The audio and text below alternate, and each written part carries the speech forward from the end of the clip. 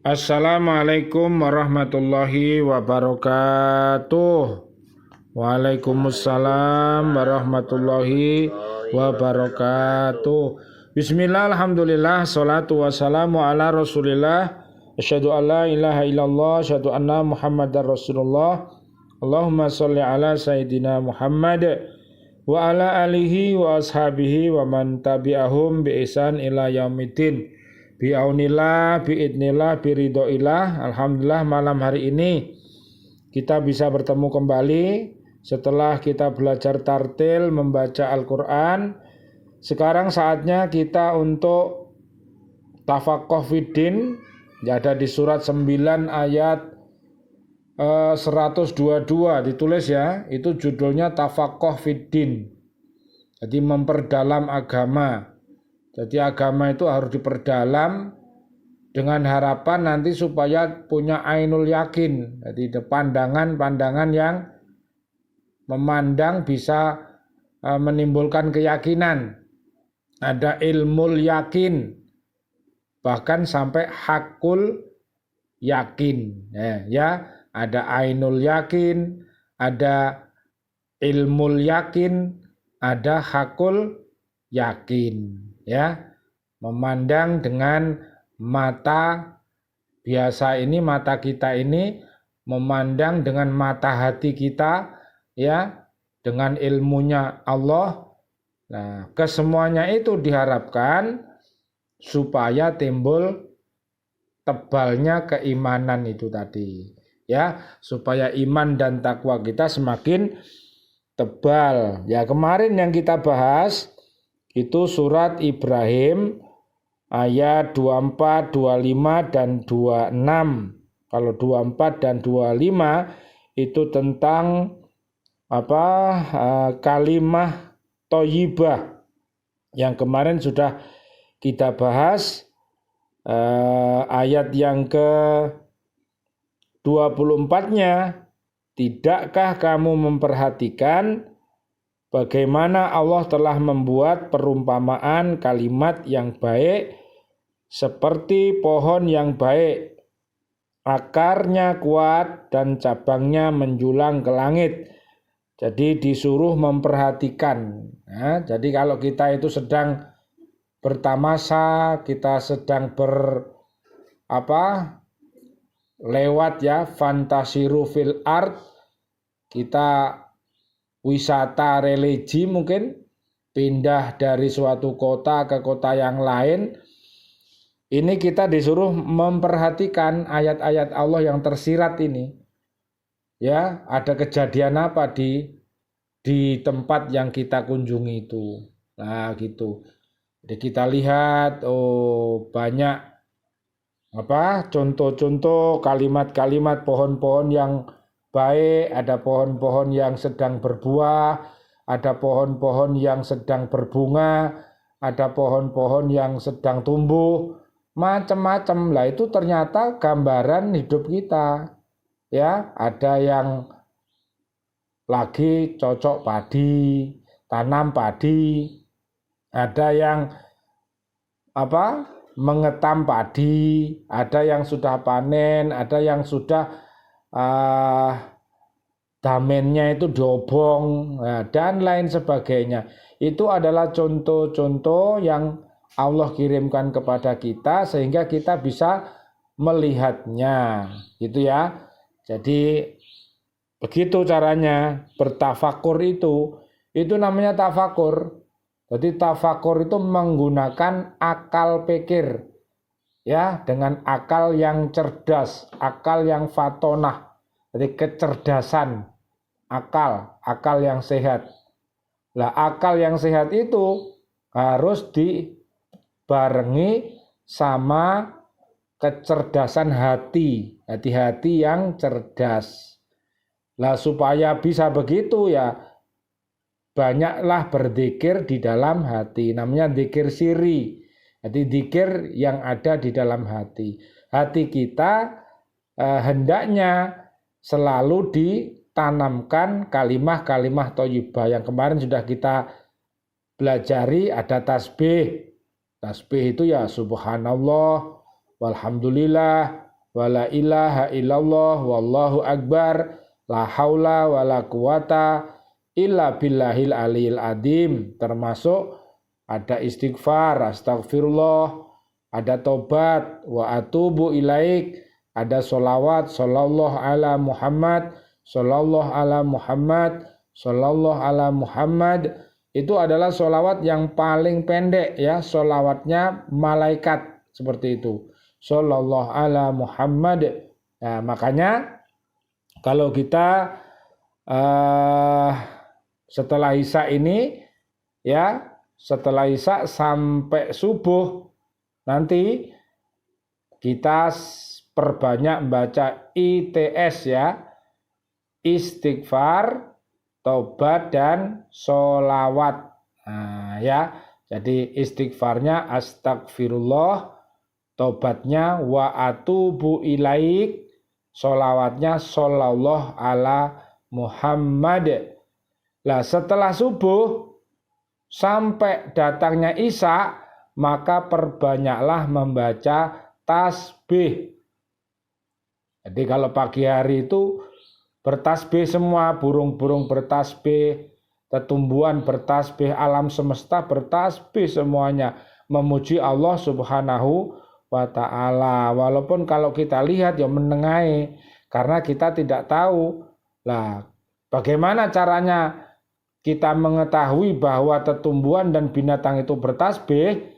Kira-kira caranya gimana? Ada yang tahu? Apa sampean dekatkan di telinga sampean, mosok ambil ada burung mbok cekel ya dicucuk temen sampean. Apa meneh burung banyak sing ngok-ngok itu. Paling krungu sampean lho, bagaimana tasbihnya banyak ngok ngok. Lah, cara untuk mendeteksinya tiada lain dan tiada bukan kita membuka kalam Allah, kitab Al-Qur'an ini. Jadi kita tahunya itu dari firman ini. Kalau Allah mengatakan bahwa burung-burung bertasbih ya bertasbih, shadaqallahul adzim, percaya saya. Tetumbuhan bertasbih dari Gusti Allah, ya kita percaya. Ora usah landi suarane ndi aja ngono. Landi. ya. Kemudian yang ke-25-nya sudah kita bahas kemarin. Pohon yang baik tadi, selain akarnya kuat, cabangnya menjulang ke langit. Kemudian pohon itu menghasilkan buahnya pada setiap waktu dengan izin Tuhannya. Dan Allah membuat perumpamaan itu untuk manusia agar mereka selalu ingat. Jadi tujuannya supaya manusia selalu berzikir kepada Allah. Jadi lihat tetumbuhan ya ingat Gusti Allah. Lihat binatang ya eling Gusti Allah. Lihat manusia yo eling Gusti Allah, lihat jin yo eling Gusti Allah. Pokoknya selalu eling sama namanya Kholik. Kita ini namanya makhluk. Kalau Gusti Allah sebutannya Kholik, pencipta. Sedangkan makhluk itu yang diciptakan. Nah, begitu caranya. Jadi sekali lagi makanya kalau makan dan minum yo bismillah, nek mari alhamdulillah. Ojo sampai gak nyebut.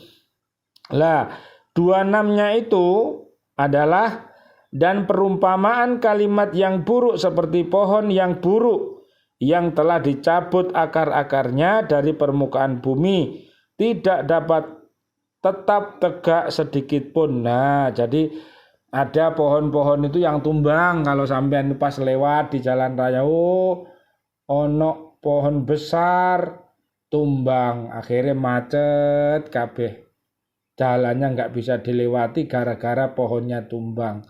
Lah setelah diselidiki ternyata akarnya rapuh atau memang sama orang-orang sudah mulai akarnya diputusi, Pak. Jadi lah ono ya pohon itu kadang-kadang masih hidup itu dikerowoki ngono lho, Pak. Dikerowoki kaya karet ngono lho, akhirnya kan mati. Akhirnya terus tumbang. Lah, jadi sekali lagi perumpamaan itu diumpamakan seperti orang-orang yang kafir, orang-orang yang dolim, orang-orang yang fasik, orang-orang munafik itu tidak punya kekuatan sama sekali. Jadi koyok pohon tapi pohon sing tumbang. Ya gak berbuah, ya medeni wong, rubuhan. Nah, makanya beda sekali antara kalimat yang baik dengan kalimat yang buruk itu beda. Ya, beda. Lah sekarang kita perdalam ayat yang ke-27 hari ini.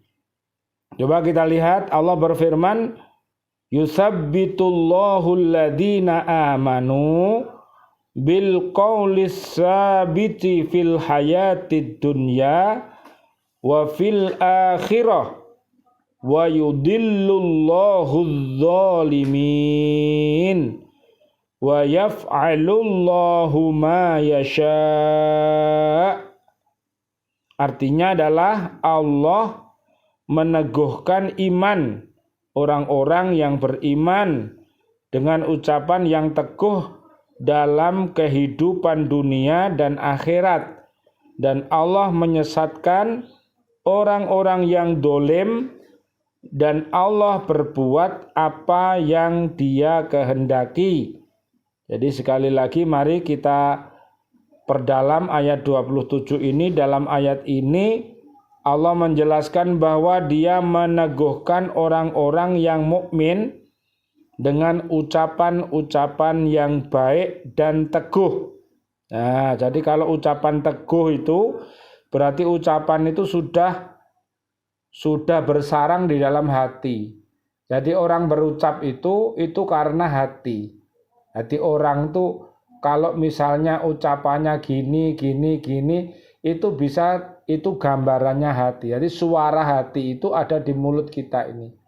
Jadi kalau orang itu suka mesoh-mesoh, ya, suka RFJ misalnya, rafas, wusuk, jidal, itu berarti memang hatinya berpenyakit. Makanya mulutnya pasti kotor, suka mesoh. Tapi kalau hatinya itu damai, pasti yang keluar subhanallah, alhamdulillah, astagfirullah. Begitu cara mendeteksinya. Jadi tidak usah dibawa ke Pak Oot atau di Pak Dokter dibelek hatine, malah mati gak iso balik.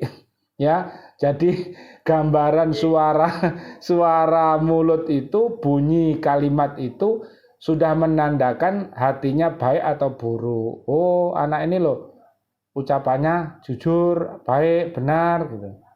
Caranya begitu caranya. Ya, jadi ucapan yang baik itu harus diteguhkan, ya, ditemplekkan di dalam hati, ditemplekkan di dalam ucapan dan perilaku kita, baik dalam kehidupan di dunia ini maupun di akhirat. Nah, jadi ternyata keteguhan kalimat thayyibah itu damainya itu dari dunia sampai akhirat. Jadi orang yang hatinya damai, nafsunya mutmainnah itu merasakan baiti janati. Jadi di dunia ini sudah merasakan janati. Jadi kayak taman surga yang ada di dunia. Ya, keluarga baik-baik, pekerjaan baik-baik, ekonomi baik-baik. Pokoknya senanglah hidup di dunia ini. Dan sholat masih dilakukan, berbuat baik. Itu suasananya kayak taman surga. Nah, sementara ada orang yang kayak kalimat buruk tadi. Ya, kalimat buruk tadi ya, rumahnya berarti apa? Kayak taman apa? Taman neraka, panas. Ya, jadi begitu. Dengan demikian ada hubungan timbal balik antara iman dengan ucapan yang baik dan teguh. Loh, ono timbal balike. Ya, nek sering berucap yang baik, pasti buahnya imannya baik. Ya, jadi orang itu kalau nanti meninggal, hatinya selalu dibasahi dengan dzikir, lesannya dzikir, nanti meninggalnya itu bisa husnul khotimah. Waktu dicabut nyawanya itu dia berzikir. Tapi nek hatinya kosong, lidahnya sering meso, wong kesandung ae meso, kepreset ae meso, apa meneh dijabut karo malaikat Israel. Iso-iso malaikat Israel dipisui. Lah kalau mati dalam keadaan meso, ya otomatis suul khotimah, Pak. Gila nih sing ngrungokne wedi. Iya ya, sing ngrungokne wedi ya, Pak ya. Apa meneh malaikate jane ya sungkan, keluargane ya sungkan. Jadi makanya kita harus membiasakan kalimat thayyibah itu karena nanti kalau kita meninggal ya upayakan ya diteguhkan kalimat la ilaha illallah Muhammadur Rasulullah. Iman mendorong seseorang untuk senantiasa menggunakan ucapan yang baik dan teguh. Sebaliknya ucapan yang baik itu dapat memelihara keteguhan iman seseorang. Lah, jadi kaitannya imannya akan selamat. Makanya kalau orang itu ciri-cirinya kalau orang itu orang baik, imannya orang itu baik, itu bisa dilihat dari ucapan. Jadi selamatnya manusia itu dari ucapan. Salamatul insan fi hifdzil lisan. Jadi selamatnya manusia itu dari mulut. Kenapa mulut itu dikasih lidah? Kenapa lidah itu dikasih gigi? Supaya tidak keluar giginya kalau kok giginya keluar ya apa sih? Lidahnya. Jadi pagernya itu apa? Gigi supaya tidak melet. Kalau melet kayak apa? Yang lidahnya panjang bahasa medeni itu. Yang itu loh, yang kuk kuk kuk gitu loh. Mendo. Iya. Segawon. Iya. Lah itu Mas, itu contoh dibuat contoh oleh Allah adalah orang-orang yang mengikuti hawa nafsu. Jadi orang-orang yang menyembah nafsu, menyembah iblis itu oleh Allah dalam Al-Quran itu diumpamakan seperti anjing. Bisa dilihat surat ke-7 Mas. Surat ke-7 ayatnya 172 sampai 179. Jadi manusia itu awalnya dia itu fitri, kemudian setelah dia di dunia ini mulai lupa dengan Allah, mengikuti hawa nafsu, sama Gusti Allah diumpamakan seperti anjing. Jadi nafsu kita itu aslinya nafsu itu pengen jahat melulu, Pak. Jadi orang itu artinya pengen jahat melulu. Kok gak ono iman ngono ya mbuh. Nafsu namanya lagi nafsu amarah ya. Nafsu yang suka marah-marah terus. Yo nek nafsu mutmainnah baik. Ini nafsu amarah ya. Ya. Pengen iki mateni wong, ngibengi wong terus. Ya apa supaya wong celaka, supaya orang itu masuk neraka ya apa. Wis pokoknya persis iblis pokoknya. Tapi iblis dari golongan manusia. Bahasane ke usil ngono lho. Ya apa carane keluarga sing apik-apik iki supaya gelut piye? Digolekno cara, difitnah apa piye? Apa digarai? Lah ngono ki pokal gawe setan ngono ku ya, hati-hati. Sekali lagi dalam ayat ini selanjutnya Allah Subhanahu wa taala menegaskan bahwa Dia membiarkan sesat orang-orang yang dalim dan suka berbuat menurut kehendaknya sendiri loh. Jadi orang-orang yang kalau sudah diingatkan, sudah diajak berbuat baik, kemudian dia milih jalan sendiri ya sesat, Pak. Ya sesat, kaya anaknya Nabi Nuh sesat, Pak. Istrinya Nabi Nuh sesat. Istrinya Nabi Lut sesat, diajak sama Nabi Nuh gak ngurusi. Ya wis, kowe mlebu swarga aku nak neraka gak apa-apa, malah ngono. Malah enak ngono jarene.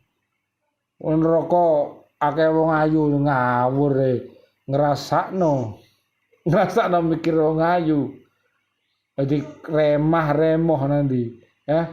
Di neraka yo gak leren blas siksane. Ya. Jadi soro orang di neraka itu soro gak leren-leren.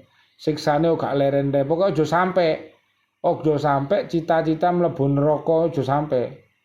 Pokoknya nek iso aja nyicipi walaupun hanya secuil ngono. Lah carane piye ya? Pokoknya selalu kalimat thayyibah itu dibiasakan kemudian selalu berbuat baik ya. dari hidup. Orang itu kalau hidupnya husnul, ya nanti matinya husnul khotimah. Lah kalau ingin hidup husnul, itu surat ketiga ayat 102 sampai 104. Itu hidup husnul, hidup secara islami, ya. Dia juga amar ma'ruf, nahi mungkar, perintah yang baik, mencegah kemungkaran. Kalau ada kemungkaran itu dicegah, ya, dengan tangannya, dengan lidahnya, dengan hatinya. Ojo kok menengai, ono arek salah, ono wong berbuat menengai, ya. Kalau tangan ya mau tangan ya bisa pakai tangan, tapi ojo banter-banter. Ya, tangan itu lambang kekuasaan, ya. Bapak Presiden itu pakai tangan, ya. Pak Profesor Bapak Gubernur, Bupati itu pakai tangan karena tanda tangan, ya. Kalau pakai mulut, Ustadz ini pakai mulut. Ayo saudara-saudara, saudari, ayo berbuat baik, tinggalkan keburukan, pakai mulut. Kalau hati ya orang-orang biasa, orang-orang alim yang tidak pakai ucapan dan tangan, maka dia melihatnya pakai mata, kemudian didoakan dalam hati. Ya Allah, beri hidayah mereka, ya Allah, umat ini, begitu, ya. Jadi harus begitu. Terakhir, tanpa mengabaikan peraturan yang benar. Jadi orang-orang yang sudah dolim tadi ternyata dia selalu mengabaikan, ya, hal-hal yang benar, ya. Antara lain ialah mengucapkan kata-kata yang buruk dan mengajak kepada kekafiran, kemusyrikan, kemaksiatan dan sebagainya. Jadi itu ajak-ajaknya ya RFJ kemarin itu.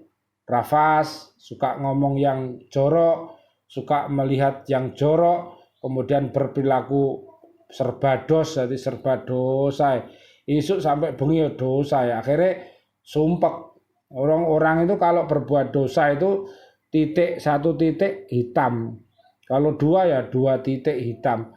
Lah nek wis titik-titik bek hitam kabeh ya, akhirnya dadi baja hitam. RX temen ya wis gak iso, ya. Berik aja akhirnya. Lah, makanya mudah-mudahan dengan adanya kita membiasakan kalimah thayyibah yang kita lakukan, termasuk ngaji ini kalimah thayyibah, termasuk mengkaji Al-Quran, thayyibah, hidup harmonis, rumah tangga, anak sayang sama orang tua sayang kepada anak, ini semua adalah kalimah-kalimah thayyibah. Mudah-mudahan dengan adanya kalimah thayyibah ini, kalimah yang buruk akan sirna. Bila kebenaran itu datang, maka keburukan pasti sirna, ya. Setan pasti kalah. Tapi ya sampean kudu menang. Salate aja bolong-bolong. Lah salate bolong mlebu. Pokoke salate bolong mlebu langsung. Loh lewat ndi Pak? Rasa ngomong lewat ndi. Pokoknya salate bolong langsung slep mlebu. Sampeyan maem gak maca bismillah slep mlebu. Jadi begitu, ya. Mudah-mudahan bermanfaat. Subhanakallahumma bihamdika asyhadu alla ilaha illa anta astaghfiruka wa atubu ilaik. Assalamualaikum warahmatullahi wabarakatuh. Waalaikumsalam warahmatullahi wabarakatuh.